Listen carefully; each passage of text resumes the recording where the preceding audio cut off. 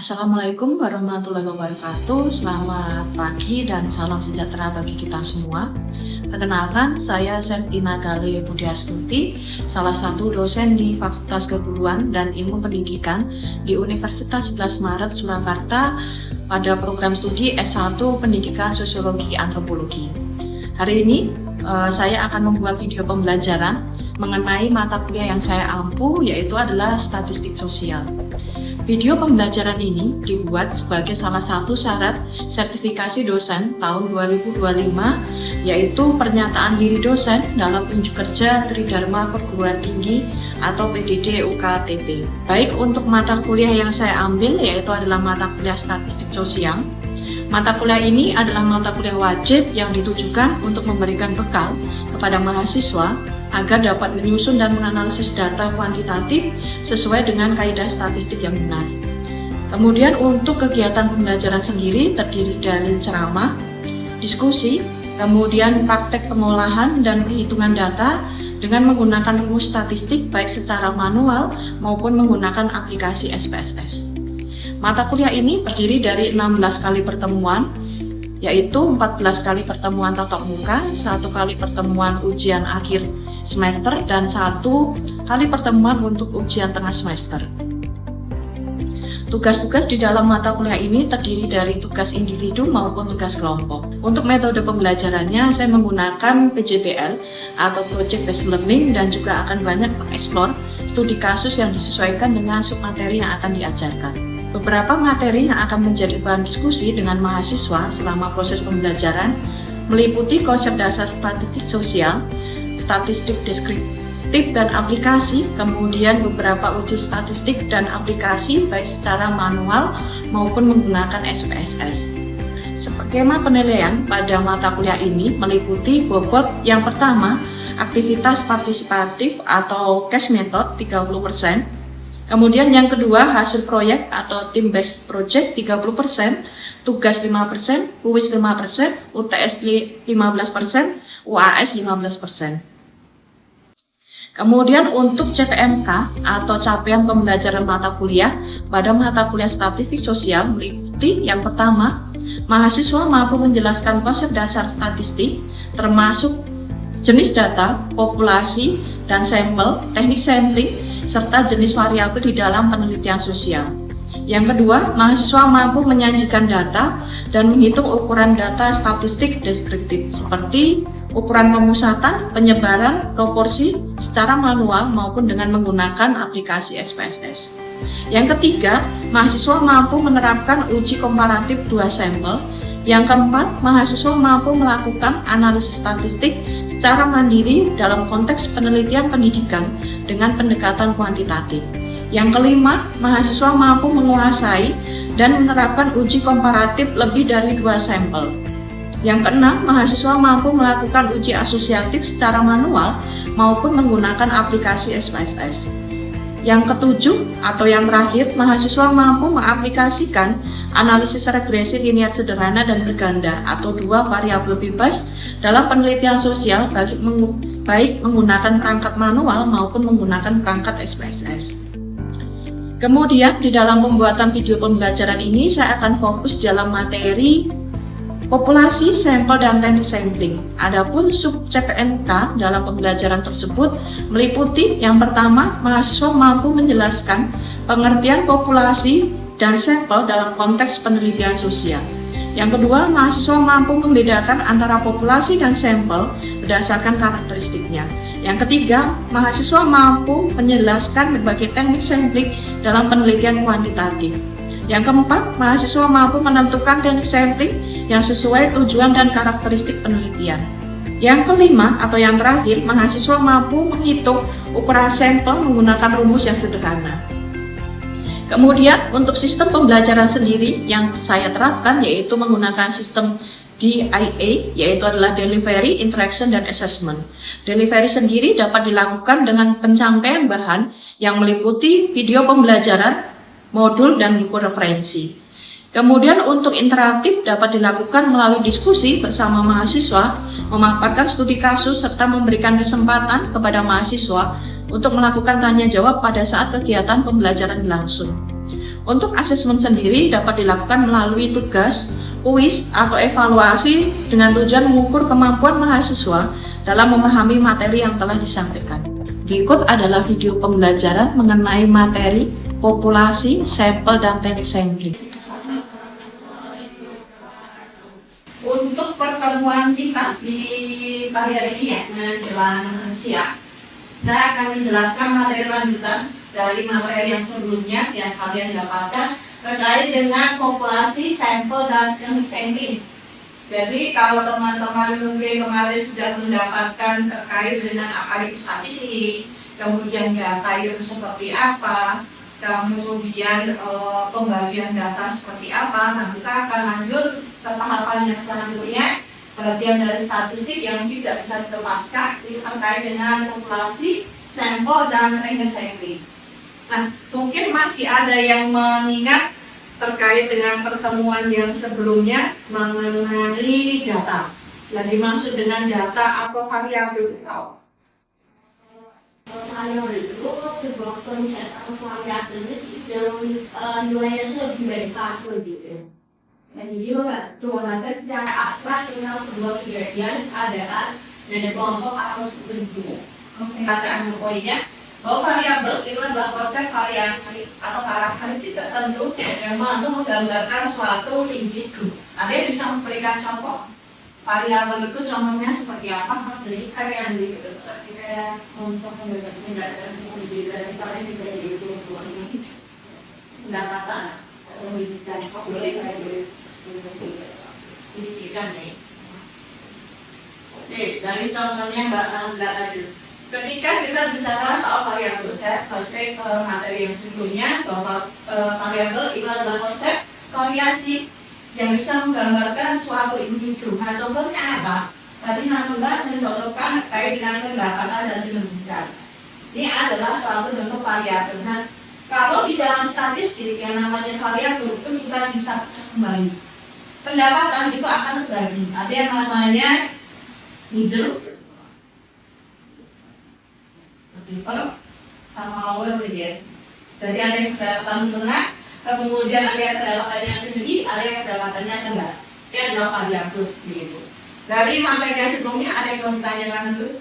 Saya akan masuk ke materi kita hari ini terkait dengan populasi, sampel, dan teknik sampling.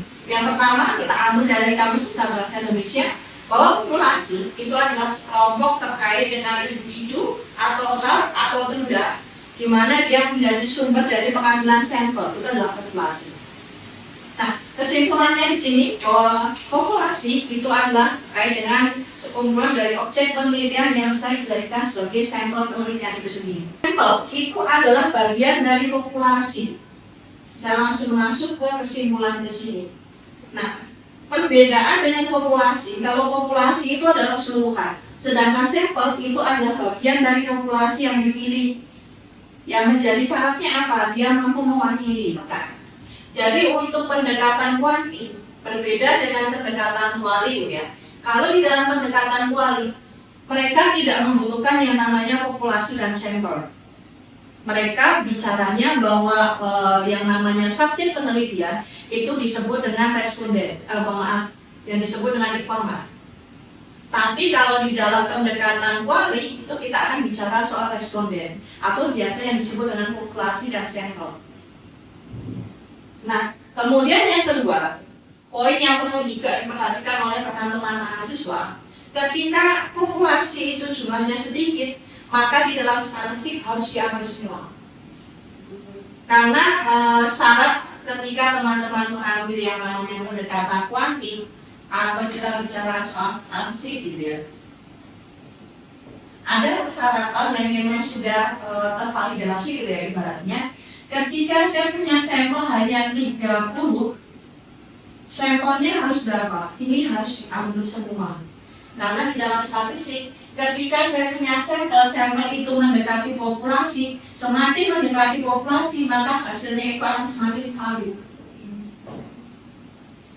Misalnya saya punya populasi jumlahnya 1.900, saya punya sampel 1.817 dengan 1.893. Yang lebih valid yang mana? 72% berkurang. Karena di dalam pendekatan kuantitatif, ketika sampel mendekati yang namanya populasi, itu akan dianggap invalid itu. Akan berbeda ketika saya punya populasi 1.900, tapi saya hanya mengambil 500. Nah, takutnya nanti penelitian itu akan tidak valid, kemudian kalian akan mengulang dari awal sendiri. Nah, ini adalah terkait dengan populasi yang jumlahnya sedikit. Kemudian bagaimana kalau populasi ini jumlahnya banyak? Apa yang harus dilakukan? Nah, ini yang akan kita bahas selanjutnya. Ketika populasi itu jumlahnya banyak, tidak akan mungkin diambil semua. Kenapa? Karena mengingat peneliti itu punya batasan terkait dengan waktu, tenaga, dan biaya. Misalnya saya mau penelitian mengenai efektivitas FBK ya, makan bersih gratis yang ada di Solo. Ternyata pesertanya itu sekitar 5.000. Mengumpulkan data 5.000 itu kan tidak mudah gitu ya. Nah, apakah itu akan diambil semua? Nah, di dalam statistik itu nanti ada persyaratannya. Misalnya saya akan menggunakan berapa persen itu boleh. Jadi saya hanya menggunakan 2.500. Pertimbangannya apa? Nah, itu nanti ada sendiri. Nah, di dalam statistik itu diperbolehkan. Dinamakan dengan teknik sampling atau ketika metode dan cara yang digunakan oleh peneliti untuk pengambilan sampel. Ini terkait dengan populasi yang sangat sedikit. Itu adalah metode atau cara yang dilakukan oleh peneliti untuk menentukan jumlah atau anggota dalam sampel penelitian. Nah, syaratnya apa? Yang pertama adalah presisi, yang kedua adalah akurasi. Ada yang bisa menjelaskan presisi akurasi seperti apa? Saya bicara soal akurasi, menurut teman-teman konsepnya yang dipahami apa? Artinya sih berbicara soal ilmiah. Kadang ngobrol dengan temannya itu bahasanya ingin banget ya. Kamu tidak akurat gitu dan sebagainya, atau kamu kurang presisi dan sebagainya. Nah, sekarang saya tanya, yang dimaksud dengan presisi akurasi itu apa?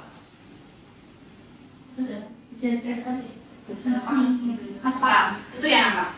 Kalau melihat ini kasar apa ya? Tembakan itu ya, atau panah busur itu. Katakan seperti itulah kita analogikan. Kemudian ketika saya menembak busur, ternyata hasilnya adalah 4 ini, mengelilingi yang namanya pusatnya atau intinya di situ. Nah, ketika saya menembakkan di sini ada 1, 2, 3, 4. Nah, kalau seperti ini, berarti saya katakan dia presisi akurat tidak. Kalau gambarnya seperti ini menunjukkan presisinya rendah dan akurasinya itu rendah. Kemudian kalau seperti ini,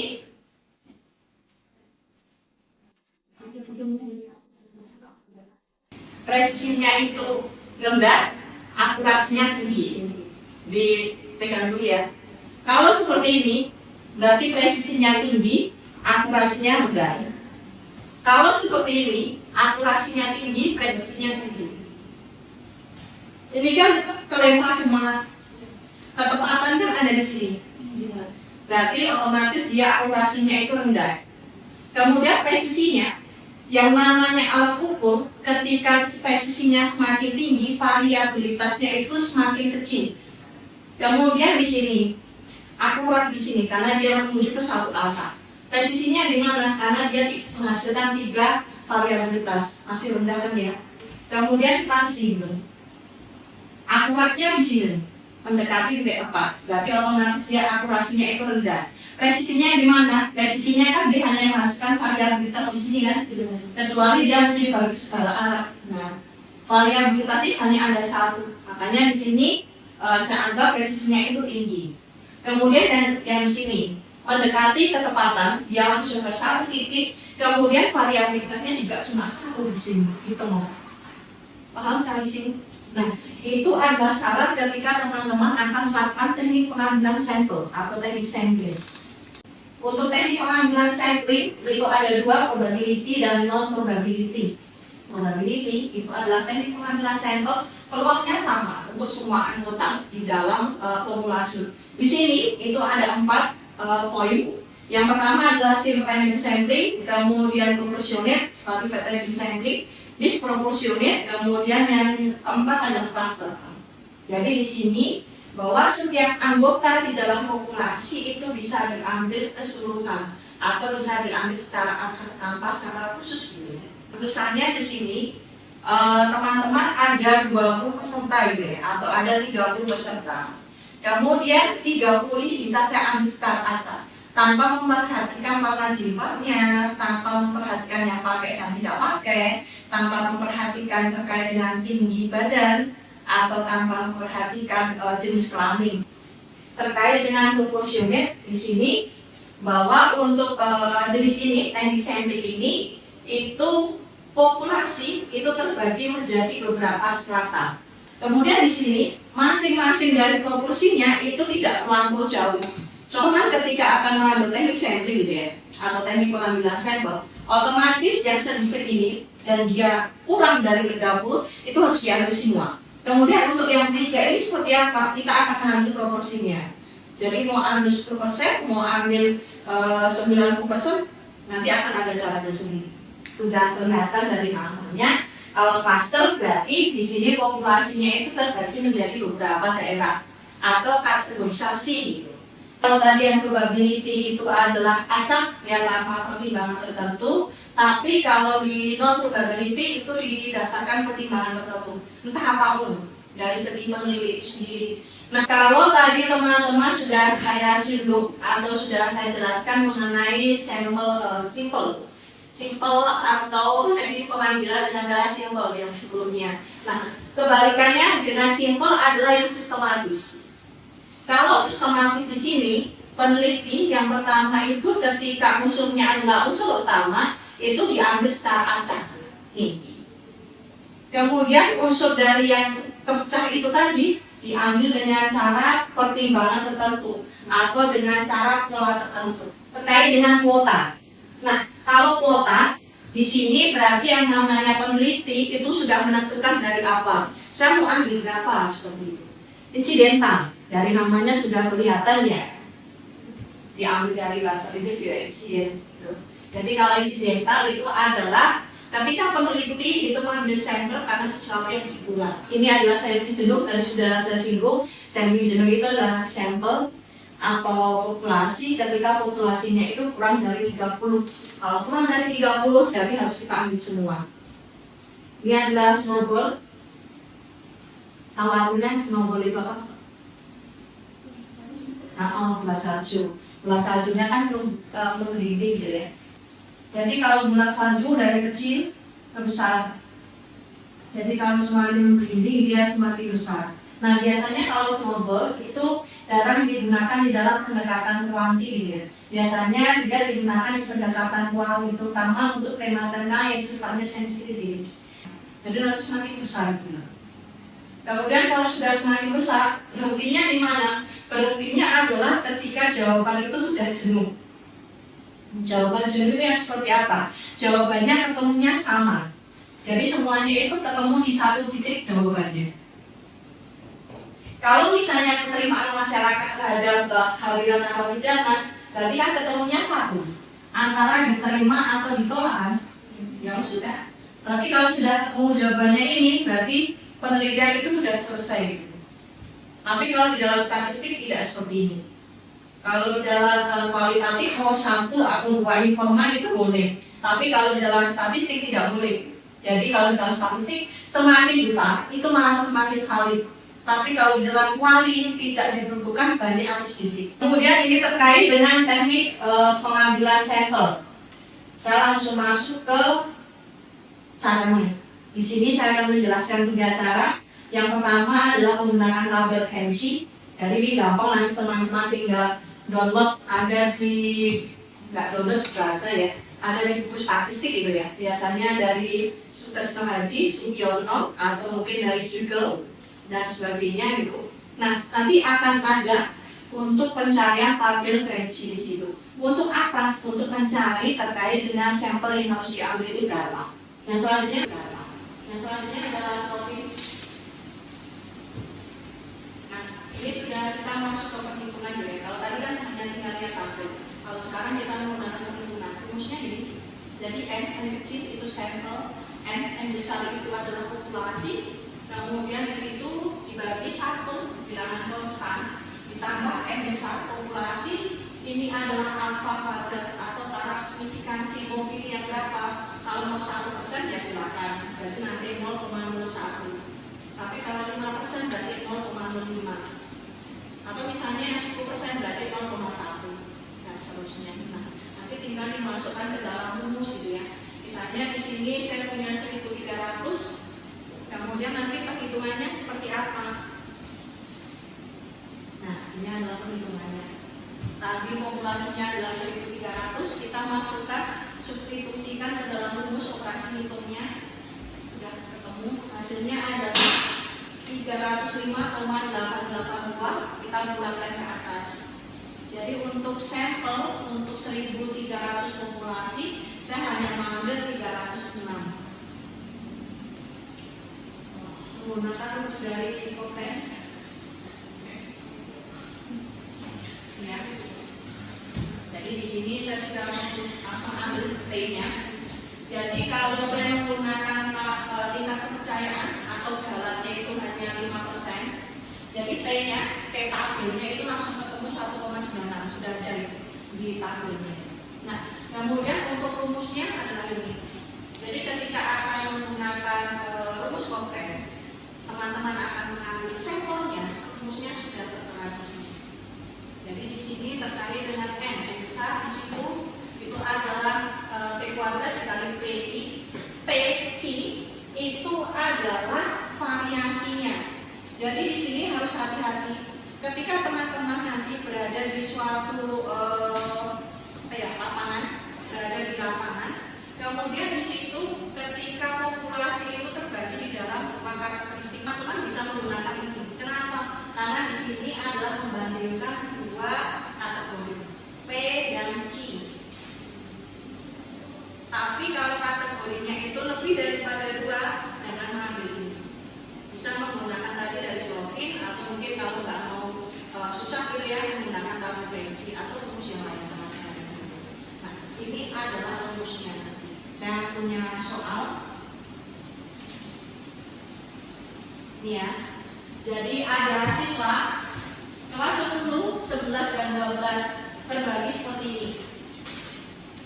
Nomor 1, 2, 3. Kemudian di sini saya ingin meneliti terkait dengan hubungan jenis kelamin siswa terhadap partisipasi kegiatan organisasi yang ada di SMA swasta. Kemudian ketika bicara soal siswa SMA, berarti kan di situ ada 3 tingkatan, kelas 10, kelas 11, dan kelas 12. Kemudian berarti ada 2 kategori juga yang harus kita bandingkan. Karena judulnya sudah jenis kelamin hanya ada 2 ya, laki-laki dan perempuan, tidak ada jenis kelamin yang lain. Nah, laki-laki dan perempuan, laki-laki dan perempuan, laki-laki dan perempuan, otomatis kita akan menggunakan rumus dari. Nah, nanti silakan dicoba untuk dikerjakan. Nah, ini sudah ada perhitungannya, di situ sudah ada totalnya. Silakan dimasukkan ke dalam rumus.